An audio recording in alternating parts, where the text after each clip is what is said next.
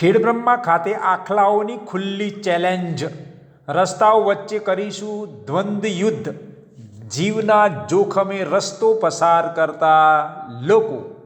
ખેડબ્રહ્મા ખાતે જાણે કે આખલાઓને ખુલ્લું મોકળું મેદાન મળ્યું હોય તેમ જાહેર રસ્તાઓ ગલીઓમાં યુદ્ધે ચડી તોફાનો કરતા દ્રશ્યમાં નજરે પડી રહ્યા છે।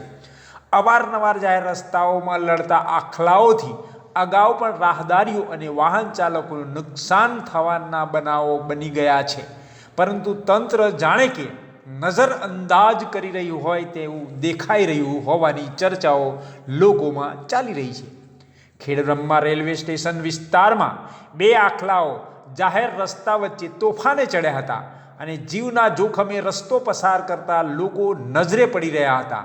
આવા સમયે કોઈ આકસ્મિક બનાવ બને તો જવાબદાર કોણ, તેવા પ્રશ્નો લોકોમાં ચર્ચાનો વિષય બન્યા છે।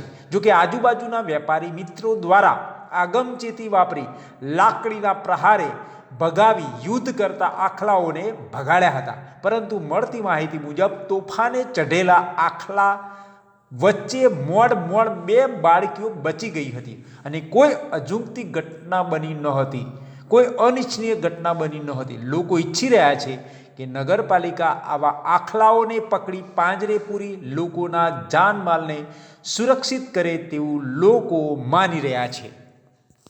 આખલાઓનું યુદ્ધ ક્યારે અટકશે? શું તેમનો ચેલેન્જને ખુલ્લો પાડવામાં આવશે અને જીવના જોખમે રસ્તો પસાર કરતા લોકોને મળશે રાહત?